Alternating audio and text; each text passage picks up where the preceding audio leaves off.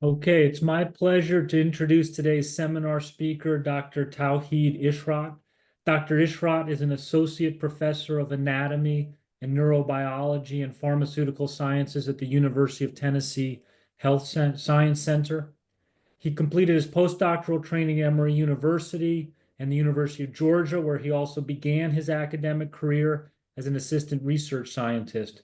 In 2011, he joined the University of Tennessee as a tenure-track faculty member, where he has continued to lead an impressive and impactful research program. Dr. Ishrat's work focuses on neuroinflammation and neurodegenerative disease and brain injury, particularly with a focus on ischemic stroke and with a strong emphasis on translational strategies. Today, he'll be presenting a talk entitled Risk of Stroke in Diabetes and HIV Infection, New Therapeutic Targets and Treatment Strategies.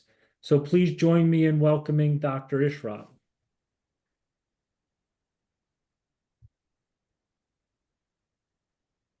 Dozens of different flower varieties, all easy to grow blooming seeds. Thank you, Matt, for the kind introduction, and thank you everyone for joining us this morning. And it is a great pleasure for me on this platform. Like this is, as mentioned, it's the first time I'm presenting here. So this is my outline. So during the presentation, I will go through these outline. First, I will discuss, like, to refresh your memory, we'll talk about the stroke. How does the stroke is impacting to our community, and the statistics about the stroke, and the risk factor associated with stroke. Like we will more talk about the diabetic condition, and then that HIV infection, how this is affecting to the stroke outcome. And then we also discuss about the LM compound, which is a P75 modulator, which is in the phase 2 clinical trial. This compound is already in the phase 2 clinical trial, and we see the effect on the stroke outcome associated comorbid like the diabetic condition. And then next we discuss the HIV and stroke, how the HIV is affecting to the stroke outcome, and then the effect of LM compound on HIV associated stroke, and we'll see that how with the ART combination with the nanoformulation with the LM compound and on the stroke outcome. So we born, we grow, and we have this process in this body system, which called the aging, and everybody is getting older. So this process is degenerative process going on in the system, like the oxidative stress, inflammation, cellular senescence, mitochondrial dysfunction. These affecting to the organ or the body, and then may lead to the dysfunction of that particular organ or the body part. So in the brain, if we talk about the brain, like there's Alzheimer's disease and the stroke, these are the major neurodegenerative, like age-related disease in our body, in the brain. So when we talk, can I stop you 1 second? Could you change your display settings so we're seeing the big picture? You're seeing a big picture? We're seeing, or at least for me, I'm seeing the two splits, seeing your upcoming slide in your notes. Can you? Okay, got it. Everyone else, I don't know if everyone else is seeing that too. That's correct. He just needs to change it. It's in presenter mode. Flip it to presentation mode. To presentation mode. Okay. I'm old. I have problems seeing it. It's best in the bigger mode. I appreciate it. Thanks. Now. Yeah, that's right. Good. Yeah. That's good. Correct. Perfect. Thank you. Sorry for that. Okay, so we're talking about the stroke. Stroke is an obstruction or the interruption of the blood flow in the medulla of the brain, causes neural damage and immune fault, and that may be occurred if not managed on time. So the stroke can be divided into two major categories. One is the ischemic stroke, which is like count 88% of the stroke population. And this is because of interruption of the artery, like there's a blockage of the artery elsewhere in the body, or like there is a clot formation, and when reached to the brain and stop the blood supply to the particular area of the brain. So this may lead to the ischemic stroke.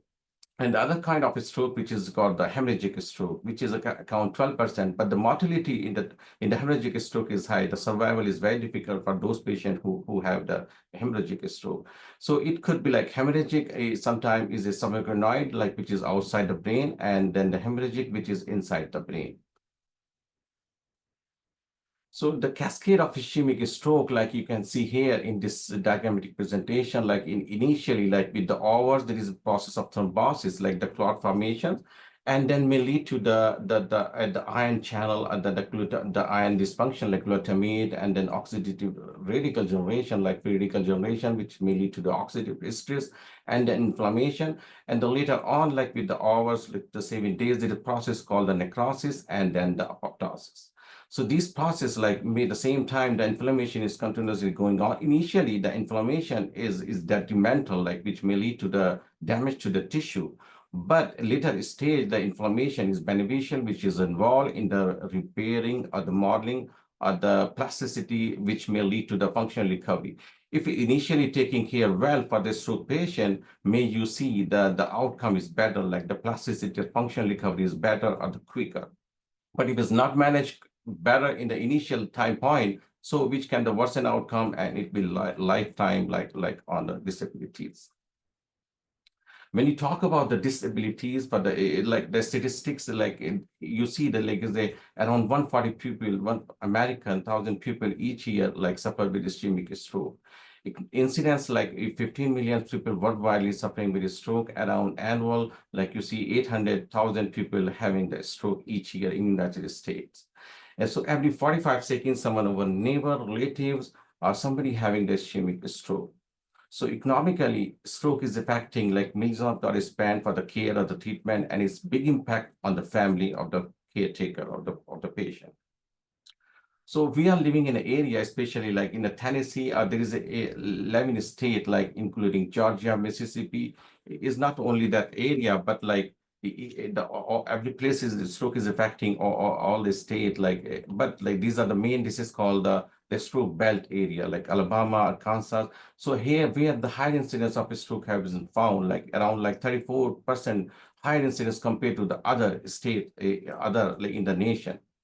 So that's what, and there is if you will see the mortality is in the top leading causes of death, like see the stroke account is the second in the worldwide is the second leading causes of death. But in the United States is the 4 leading causes of death.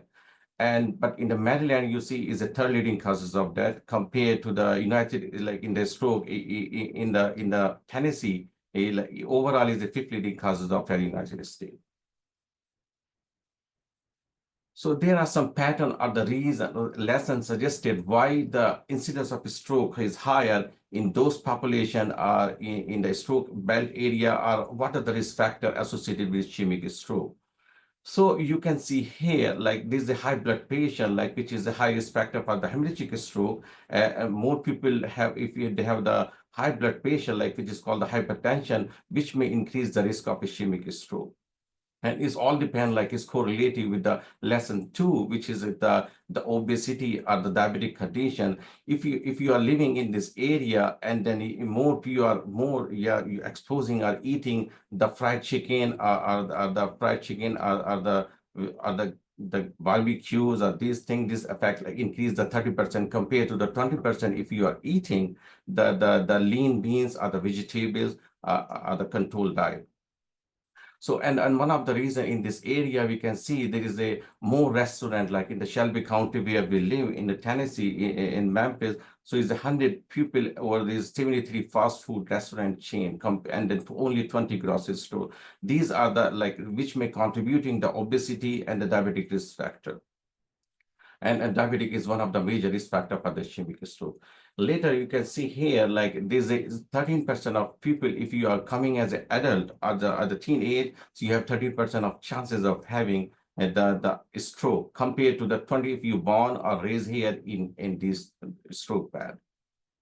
Overall, like you have 18% of higher risk of getting cognitive impairment or the stroke compared to the other nation, in other state in the nation. So these are the symptoms. Like if you will see somebody, you need to act fast. Like this is, if you see the face is uneven, and the person who is affected with stroke is unable to move his arm. So this may lead to the like, and then speech is the problem in talking. He was talking normally just before, but all of a sudden, like his speech is changed. So it's time to call 911. So you can see that you can evenly raise your arms when it is normal, but if after a stroke, like you cannot evenly raise your arms. So if you see someone having these kind of symptoms, so it's time to call 911. So because, and we'll talk later about the therapeutic, which is the limitation. Time is a major limitation for the ischemic stroke. So there's several risk factor, and that depend on which risk factor is more contributing to the stroke outcome. So some factors, like you can see the non-modified, which we cannot modify, like the race or race and the gender, like the age. Male have more chances of having a stroke in early, like compare, but in the later stage, the female, when they become like menopause, they have more chances of having a stroke compared to the male. So some factor can be modified, like obesity, physical activity, alcohol, diabetic condition, and if you're taking care with your cardiac function, and then hypertension, which may reduce, which can be modified, and then you have the more less chances of having a stroke. So, and we will talk about the diabetic and the HIV infection. These also is a major risk factor for the ischemic stroke. So when you talk about the treatment of ischemic stroke, so there's a time window, is a limitation for the only FDA approved therapy, which is called the TPA, tissue plasminogen activator. So this therapy is a limit, like only 4 to 5 hours if the patient comes to the hospital. So it's needed time to 4 to 5 hours. And if the patient comes to the door of the hospital, you can see this is 60 minutes. This is called the door to the needle time. When they infuse with the TPA, so it's required 1 hour to get the treatment. So they will go with a certain like scanning, and the team will be alert. It will go the CT scanning and then confirm this patient is eligible to get the TPA treatment or not. So there's other devices used with which is the removal devices. This is called the Mercy and the Penumbra. This is a surgical procedure and require like very fine facilities, and very few hospitals have this kind of facilities to remove the surgical. We using these devices. So, and then the risk for these, like for the age patient, is high for the survival if they are using the the mechanical devices. So for the time is important, and brain is the time is the brain for the ischemic patients. So there are research, people are targeting different like inflammatory, anti-inflammatory, antioxidants, and they are using anti-apoptotic, and they controlling the calcium dysregulation. So these are people targeting. So and this more like is vascular damage, inflammation, and oxidative stress. They significantly contribute to the neurovascular damage. So this is our target too, like how we can control the inflammation and oxidative stress. So for this, like we have we are targeting the neurotrophin receptor. So neurotrophin, there are like four kind of neurotrophin, and they involve in the neuron functions and the developmental stage. You can see the NFG. This is called the pro-NGF and BDNF, and then the neurotrophin 3 and neurotrophin 4. So each is neurotrophin, like each neurotrophin bind to the specific receptors. So NGF bind specific to the P75, and if the P is bind to the P75, may lead to which bind with that domain and causes the apoptosis, and then blood breathing dysfunction, and then inflammation. So if the pro-NGF convert to the NGF and bind to the TRK, which is a high specific for the TRK, and then maybe the beneficial outcome like the survival and the neurogenesis. So we are targeting a ligand which can bind to the P75. So the P75 LM compound, which will not bind to the P75, will not bind the pro-NGF will not bind P75, and then we can prevent the binding of the pro-NGF with the P75, and then it will convert to the NGF, and then NGF will provide a beneficial outcome. So P75 have been like reported in different disease conditions, like in HIV infection, in stroke, and in cognitive function. And we talked about is the phase 2 clinical trial for the LM compound. And the P75 has role in the neural death and then the cognitive functions. So there was a guy like the Dr. Frank Longa. He came to our institute in 2017 and gave a talk in the Neuroscience Institute. So that time I get a chance to connect with him. And then at that time they were initiating the phase 1 clinical trial now, and the LM compound is successfully completed the phase 2 clinical trial. And then is for the moderate to like for the mild to the moderate Alzheimer's disease. And this compound is a water soluble and orally bioavailable and crosses the blood-brain barrier, and it is block the binding of P75 mediated cell death. So this LM compound have worked in the different like signaling mechanism. Like we can see here, this is the Rho kinase G and K-Rho kinase, which is called in the apoptotic survival, and then AKT signaling, GSK3 beta in ischemic stroke, and in different disease condition, traumatic brain injury, and HIV. Or there's a few papers coming on, and there is a clinical trial going on with the LM compound for the HIV associated comorbidities. So based on this characteristic of this compound, we initiated our first experiment, and we hypothesized that if we pharmacologically modulate the P75 with this compound, and then other knocking down of P75, whether we can get the better outcome in ischemic stroke by improving the vascular functions such as occludin, claudin. This is the tight junctions protein involved in the vascular damage. And then we can see the better outcome in the infarct volume and the hemorrhagic termination, which can be reducing by the inflammatory pathway like TNF-alpha, NF-kappa B, and the apoptotic marker like BCL2 and BEX. So we had as a postdoc, Safudreen Ismail, like he designed and he initiated the first experiment with the LM compound. And then we used like a 12 weeks old wild type male mice, and then treated with the LM compound with a dose after 1 hour of ischemic stroke. We collected the brain, and then we see a process for the tissue for the TTC staining and infarct size, and look some inflammatory marker by using the Western blot. So in this study, we use a model which is called very commonly used model, which is called middle cerebral artery occlusion by inserting a suture from the common carotid artery to the and occlude it to the internal with the MCO. Here is the MCO is occluded that area. So is a quick confirmation, like for the excluding criteria for the animal, like which is after performing the stroke, we can see these are the control animal. We can see here it compared mimicking the same what happened in the human. They are unable to raise his arms like hind limb, like we can see here. He is unable moving to the other side because we performed the stroke on the right side. Here you can see he's unable to move his arm. In normal control, he is raising both arms evenly, but after ischemic stroke, he is unable to move his arm like from the right side. So, and then we sacrifice the animal, and then what we found, like there's a significant like a decrease in the infarct volume by staining with the TTC, which is a dye we use to stain the live mitochondria. So, and then we can see the white is the dead area, which is after calculating, like we can see here, this is a significant reduction with the LM compound in the stroke animals.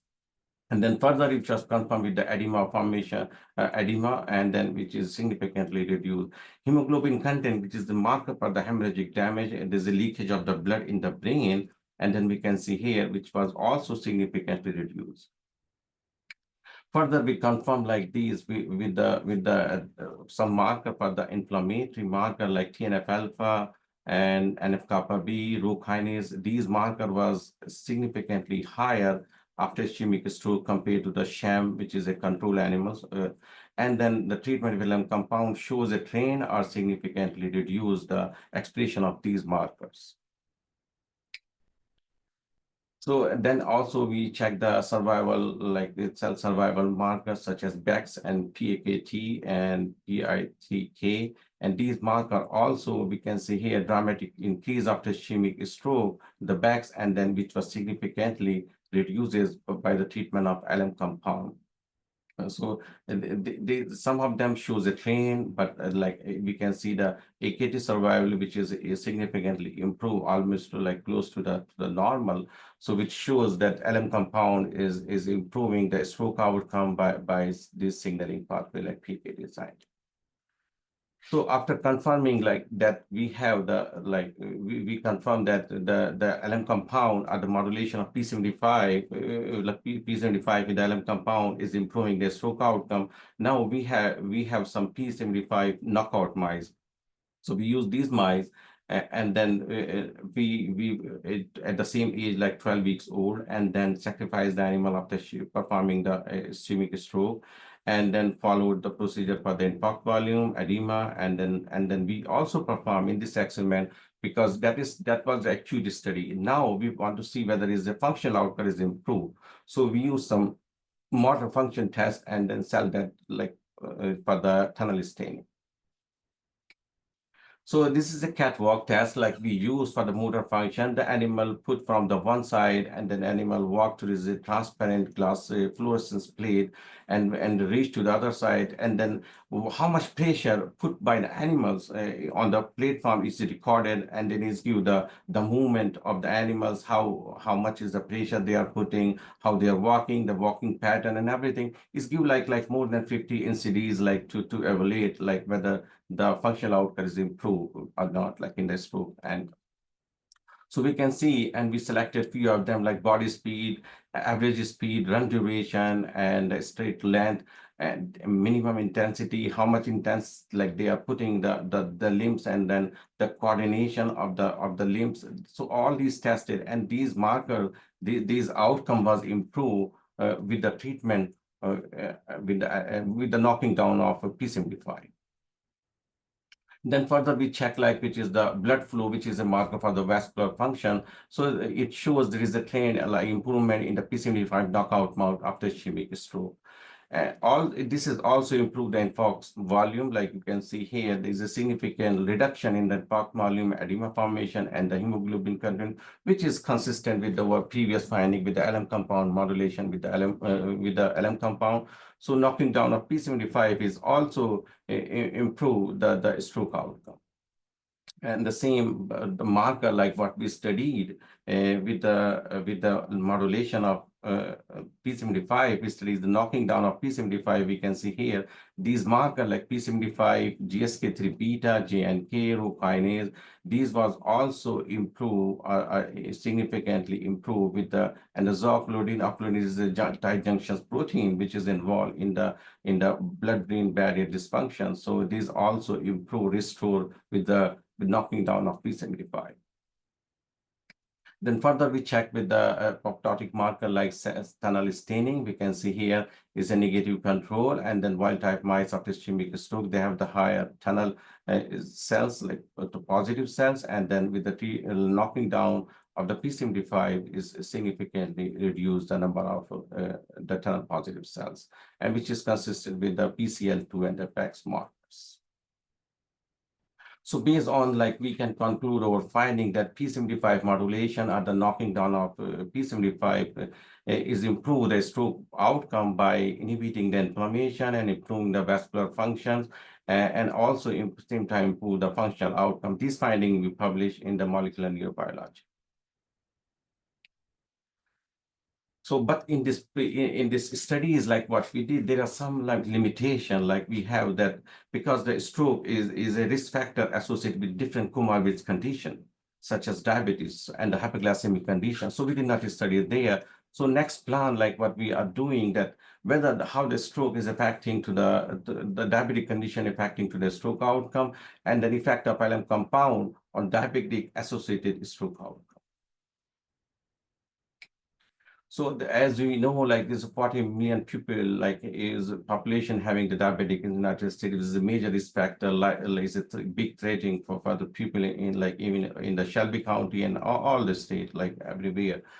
So, and 30%, we can see like 30% patient of the stroke are diabetic, or 50% develop post-stroke hypoglycemia. They come in the hospital as a normal, but this is they increase the hyperglycemic condition when they admitted to the hospital. So considering this, is very important to study the diabetic condition on the stroke outcome. And we can see here that the high hyperglycemia, the high glucose level increase the infarct size, which also poor the clinical outcome and increase the risk of bleeding. So these are the factors are associated with the worsening stroke outcome. So, and you can see here, these are the process in the hyperglycemic condition. If some patient or somebody have the diabetic condition, these are the impaired reconciliation, decrease the reperfusion injury, and increase the reperfusion injury. Further, they increase the anabolic glycolysis. So these are the processes keep going on the same time when they have the hyperglycemic condition. And this diagrammatic presentation, you can see there is an area which is called the penumbra, pink area you can see here, and the dark brown area, you can see this is the infarcted core. This is the dead area. It cannot be repaired or the solved. The target for the stroke therapy to repair this, the pink area, which is called the penumbra. So you can see the normal patient, the infarcted area with the time is reduced. It's like the infarction is there, but the penumbra is reducing, shrinking. So you can see here, only the dead area is there. And which is also reduced. But if somebody have the diabetic condition, you can see here, this is the pink area, which is called the penumbra, and that in the process of dying, this area is considered as a process of dying. The cells are the process of dying. So if you can save this area, we can see the better outcome. So here, this area is increasing in the diabetic patient. If somebody have the diabetic, this further, the dead area is increasing, and there is no penumbra, there is no area to target. That's what the stroke therapy with the TPA is not effective in those patients. So why we are studying the P75 in the diabetic condition or in the HIV, the diabetic associated stroke outcome? So because P75 is a regulator for the glucose, and then is regulate the insulin resistant, and is independently studied in several studies in diabetic condition. And the P75 modulation with the M compound which we are going to study which is not studied before. So based on this, we hypothesize that diabetic increase the stroke associated P75 expression, and its pharmacological modulation will prevent the neurovascular damage and the functional recovery after stroke. So we have some wild type mice, and then we induce the high-fat diet STZ model. We use the high-fat diet STZ model. After 1 week of high-fat diet, we injected a single dose of ST-streptozotocin, and then they continue feeding the animal with the high-fat diet for 11 weeks. After that, we performed the photothrombotic model, which is a model we used because of the other model. If you use for the diabetic condition, the stroke model, the survival is very difficult. The photothrombotic model we have established in our lab. So this gives you the better outcome, and then give the small infarct size, which is more resembling to the human condition. And also this also give the survival is 100% in this model. So we use the photothrombotic model and give the LM compound after 1 hour, and then we give further, it give the second dose 24 hours, and then perform some behavior outcome like the motor function in the catwalk, as we discussed before, and then go for the sacrifice and then the infarct volume. And the second model, we use a distal model for the stroke. So stroke therapy suggests like if any compound before going to a clinical trial, it should be tested in different model and in different diabetic or the different comorbid condition. And here we study the cognitive function, which is in a stroke patient, they also have the complaint for the cognitive deficit. And so we tested the cognitive function by using the water maze and novel objective cognition under 30 days or for a month survival studies. So we can see here in diabetic, like the MCO, which is called the stroke model, and then MCO with the diabetic condition further increase the infarct volume, and which LM compound was significantly reduced the infarct volume, and then further it was confirmed with edema, reduced edema, and the body weight was not like much change, and which end up, and it is not because it was acute treatment, so it did not change any of the blood glucose level. So further, we checked the mark, the P75 expression, which was higher in the diabetic condition with ischemic stroke, and the LM compound was significantly reduced the P75 expression. And then we also confirmed with the co-localization with the new P75. And then we can see here, this is a Rho kinase, which is a downstream target for the P75, which was higher for the in the MCU in the diabetic condition. And then also the nitrotyrosine, which is a marker for the oxidative or the nitrosative stress. So further, we check the modulation of in the hemoglobin, like hemoglobin content, and then IgG, which is the acceleration for the hemorrhagic damage. We can see the light chain IgG was higher in the stroke with the diabetic condition, and then compound was improving these marker, like, and the same time we confirm with the tunnel staining. This is the MCO and the diabetic condition with the MCO, which is further increase the tunnel positive cells, and this is dramatically decrease with the LM compound treatment. So in the second experiment, we test the effect of LM compound on the cognitive function. We use two tests for the cognition. One is the novel object recognition. So in this test, like the animal have tendency to explore the novel object. So these are the two objects we put it here. So that the normal animal, like they explore, like this is the sham animal, they explore the most of the time, like they explore the novel object. Compare, and the diabetic animals, they reduce that tendency, and then they have explored the novel object. So treatment with the LM compound with improve the recognition index, we can see here. And then further, we check the water maze test, like we did the water mat test, and then water maze to test the cognitive function, which is a very popular test.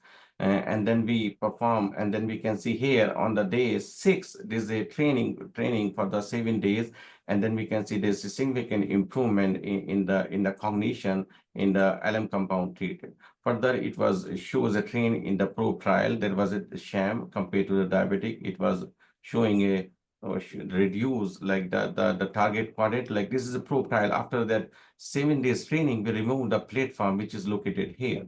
So the animal put on different location, and then the time is counted for the latency, but when is the target, where's the platform was located. So animal will spend more time in this coordinate. So here, this is called the probe trial, target coordinate. So this is called the probe trial. And this is the tracking, video tracking. You can see here the sham control animal. They have the tracking moving around, and the MCO, they are spending more time in the target point, like this area. Here you can see they are spending in all around the zone in the tub. And this is after LM compound is showing the better outcome in the video tracking too. So based on this, like we can conclude that the P75 modulation with the LM compound is improved the neurovascular function. This is a proof of concept study, like we use a Freud thrombotic and distal model. We have not studied in the reperfusion, which is a TPA, tissue plasminogen activator combination studies. So future studies, we plan to whether the combination of LM compound, which is in combination with TPA, reduce the deleterious effect of the TPA or not. So next, like we study the HIV, how the HIV infection are affecting to the stroke outcome. So for this, we have a graduate student like Gulnoush Mirza Hosseini. She came and started joining my lab as a PhD student. And then she was interested, like working on LM compound and then a stroke. And that time, we have Dr. Kumar, like he was in the committee. So that time we initiated this project and collaborate with Dr. Kumar with HIV. As Memphis is considered like is a ranked second in that HIV infection and AIDS. So we are more interested like whether how the stroke is affected with the HIV. So I will not go like more because this is the expert panel, like the whole audience or the HIV expertise. So, but I just want to statistics like that there's a one in HIV in Shelby County. Why that is the rank second? Because we can see here 1 out of 4 patients there is the HIV infected, like, and then the Shelby County is compared to the other state, like it's a 3x more higher there, especially the Southeast. You can see the 51%. And when we also check some the Maryland statistic, we can see here also Maryland's rank is 14 among the state for the HIV infected in 2022. So HIV considered as a reservoir for the brain because HIV cannot be removed, is hide in the reservoir, like in the monocyte and then the microglia. And with the treatment with the ART therapy, it is not, sometimes some of the drug is not reported to be cross the blood-brain barrier, and then some other like it's high. So this could be consider like that's what we are targeting with Dr. Kumar is there's a nano formulation like extracellular vesicle, whether we can these ART drug can reach to the brain. So the stroke, like stroke and HIV infection, you can see these are the risk factor which is increase the risk of a stroke, like the atherosclerosis, cardiomyopathy, because HIV patient, they have this kind of condition like ART therapy drug itself, and then opportunistic inspection because of the HIV infection. So these all combinedly like may increase the risk of stroke. Like if you will see in the clinic, like 5% of the HIV people are the stroke, like in the clinic, like they are reported. And HIV increase around like 43% in risk of ischemic stroke. So the first challenge for us, like to get a model, because we never worked with the HIV model. So, and then we try to collaborate with Dr. John, like using the esotype specific HIV that mice. But it was not successful for us. We did not get the HIV infection in these mice, so we dropped that model. And then Dr. Kumar suggested like started working with the eco-HIV model. So we established this model first, like in the wild type mice by using the P24 with this dose, and we injected the IV. And then after like 4 weeks of infection, we performed the ischemic stroke, and then 72 hours after we euthanize the animals and then perform the stroke outcome. And we published this model in the brain research. So what we found here in the HIV infected model, we can see here that this is the mock, and then HIV infection was further increased the infarct volume compared to the control. And then it was, and the further is confirmed with the edema also increased, slightly increased with in the HIV infected animals after stroke. And this is the vascular damage, and then the hemorrhagic was significantly increased in the eco-HIV mice. And then further we check, because the oxidative stress or the inflammatory markers, the main target for the HIV infection or the stroke. And so we check the effect on the 4-HNE and nitrotyrosine. These are the marker for the oxidative stress or the nitrosative stress, and the catalase. These marker was changed with the eco-HIV infection plus stroke. And here we also did the integrated density for this is like IL-1 beta, IL-1 6 was significantly decreased with the HIV infection plus stroke. And here this is the tick SNP, which is a marker for the oxidative stress, was increased with the HIV infection, and then we also confirmed with the Western blotting.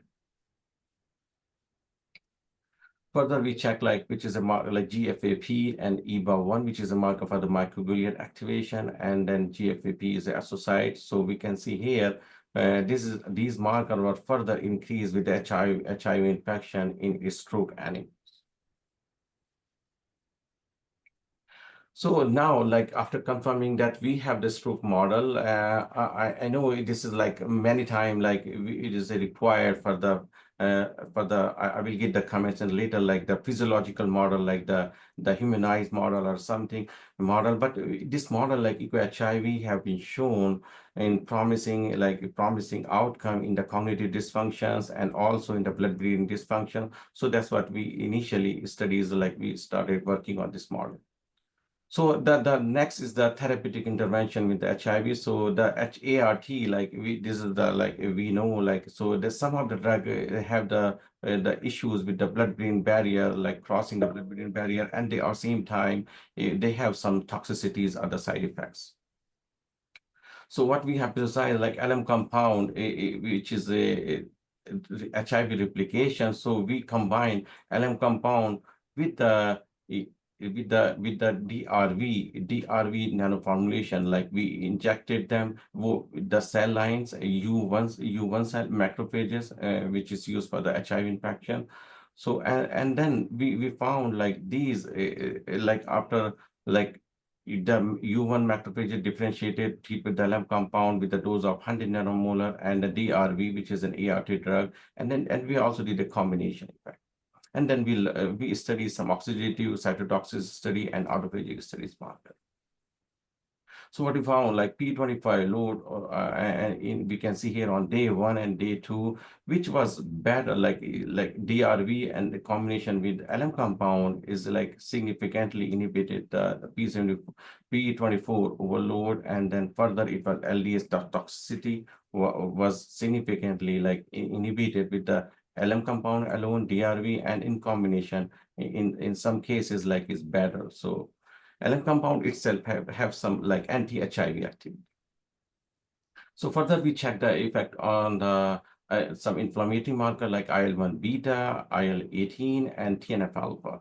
So these marker was also improved, like inhibited with the LM compound itself, and then in combination with the DRV. So basically, we published this finding in the experimental biological medicine, and we conclude that the LM compound in combination with DRV have the better outcome, like at least LM compound itself has some like anti-HIV activities. So recently, Dr. Kumar Labs, like they made a nano formulation with the DRV, and they injected IP and intranasal, because intranasal is a direct therapy, directly reach to the brain by passing the system, the PNS, and reaching directly to the brain. So what they found, like you can see here in the brain plasma ratio, IP with the use of 5 milligram, and then intranasally 2.3 is higher, reaching directly to the brain, which shows the higher concentration of the DRV in the brain. So it's mean like if the HIV is hiding in the brain reservoir, so maybe with the combinatorial therapy, with the regular ART treatment, we can combine these nano formulation or the EVs in combination with the other ART and in combination with LM compound. So further, like we tested the effect of this nano formulation, like EVG DRV nano formulation on the nerve function, which is a test for the cognitive function.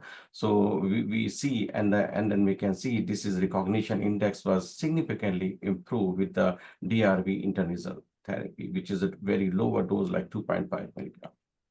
So this finding recently published in the ACS Applet Nano. So in our lab, like we are studying like LM compound combination with ART and ischemic stroke outcome, and then we establish a endothelial specific, like to see the effect on the vascular function specific knockout mice for the P75. And then same time, we are also looking the effect of LM compound in ART combination on long-term cognitive function outcome in HIV infection or in diabetic condition. And also we are like looking the planning to establish the humanized mouse model, which is a more physiological. Is always better to like two model system. We use, I know we use that the eco HIV, but we are also planning to establish the humanized model. So, and we have submitted the R01 grant based on these like LM compound and then HIV. So this is, I would like to acknowledge my team, like Dr. Sant, this is my lab members, like who performed the stroke and the HIV work. And then they did especially like the HIV and stroke work, we are collaborating with Dr. Kumar, Dr. Krishna Balaji. He's a clinician in the Methodist for the stroke, and he see the HIV and stroke patient. And also Dr. Singh, he is expertise in the flow cytometry and then the inflammation. So these are the other collaborator, and then we have some external collaborator. So we are funded with the AHA and NIH. So, and then in the Department of Anatomy and Biology and YouTube, which funded. So in the last, this is a take-home message, like enjoy your spring or the youth before like you get the aging, the autumn. And then also like there's a lesson suggested like we can reduce the risk of ischemic stroke by doing some like taking care of the cardiac function like the art. And then we do some physical activity and follow the healthy diet, which we talk about the risk factor for the diabetic condition. And we do some brain challenging like the brain activities, puzzles, and then spend time with the family, friends for the social activities. So we can reduce the risk by doing these kind of activities. I would be at here. Thank you so much. And I'll be happy to take any question. Great. Thank you very much for that talk. Does anybody have questions? Well, I'll start off. I'll ask a question just about P75, the receptor. I don't know that much about it, but my sense is that it's a receptor that in certain contexts, depending on certain ligands, can be pro-apoptotic, and then with other ligands, and it can also be pro-survival. It sort of depends on the ligand and the context. So just in the context of HIV, when you have HIV infection, the receptor, and you're inhibiting the receptor, have you looked at apoptosis or cell proliferation? Is there any effect on cell viability in that context? Or how does the receptor respond exactly in the context of HIV? Is it pro-apoptotic, is it pro-survival, or does it not really have an effect in that context? We have not studies, but like we are expecting what we are hypothesizing for future studies. Like we are looking the HIV context. We are thinking that is looking the anti-inflammatory pathways. It's controlling the vascular, improving the vascular function. Because in the HIV infection, there's a vascular dysfunction is there too, and it is a huge inflammation and oxidative stress. So we are targeting that part. We have not studies, but that's what is our plan, and we propose that to studies that. I see. Interesting. And just one more question on that. You know, the LM 11A31, which was developed mainly for Alzheimer's disease, which is, it's a chronic condition. You have chronic inflammation. How does that work exactly? Like stroke is such an acute condition. You talked about early on the timing and just how quickly you have to move in terms of timing. Modulating P75 receptor quickly, do you think that will translate from the benefits seen in the context of chronic neuroinflammation to in a very acute condition where you have to move quite quickly?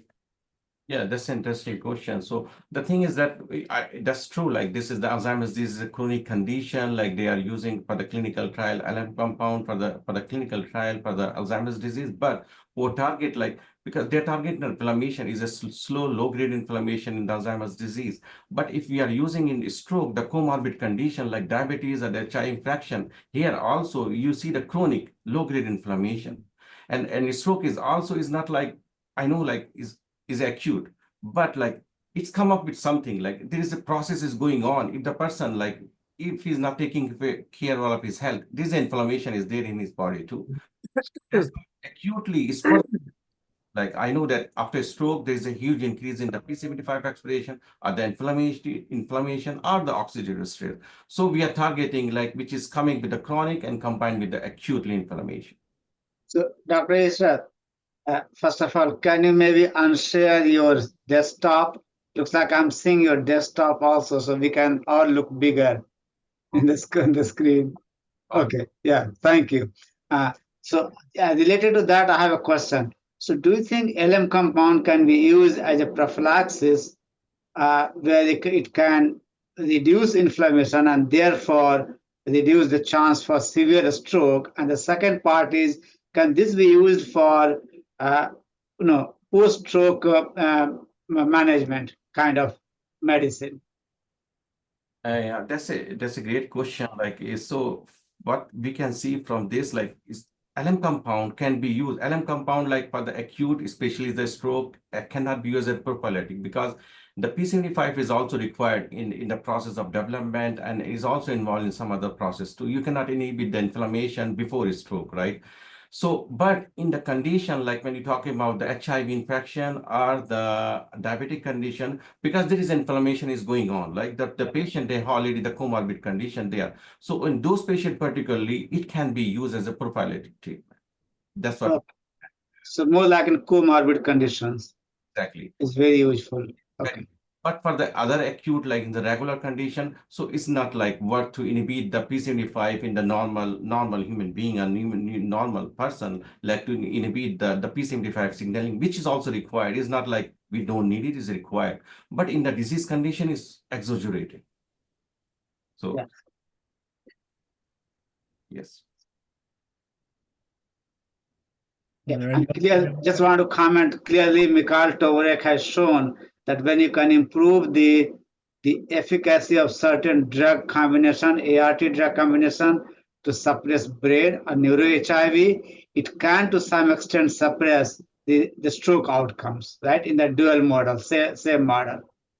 So just want to comment on that. Yeah. It's a double-hit strategy like LM compound, his efficacy as anti-inflammatory and is working in stroke. At the same time, it has shows that, as we mentioned, that there's a clinical trial going on for the hand patient for the LM compound. So it has an anti-HIV activity. So which will be a double-hit strategy, maybe better for the HIV, especially the HIV and stroke patient.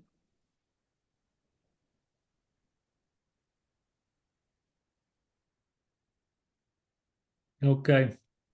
Well, if there's no more questions, I think we'll thank Dr. Ishrat. Caroline, do you have any announcements for anybody? Yes, I do. So next week is the last seminar of this spring session until the fall. And the speaker will be Jessica Weisselberg of Albert Einstein School of Medicine. And her talk is The Impact of Methamphetamine on Macrophages, Contributions to HIV Neuropathogenesis. So hopefully everyone can join us next week. Great. All right. Thank you. Thank you. Thank you very much, Dr. Ishrat. Everyone, thank you for the invite.